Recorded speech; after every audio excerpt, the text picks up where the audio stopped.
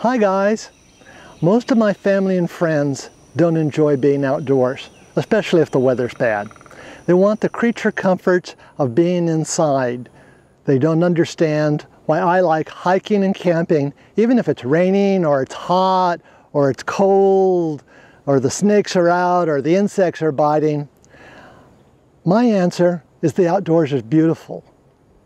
It is simply wonderful. I'm always learning.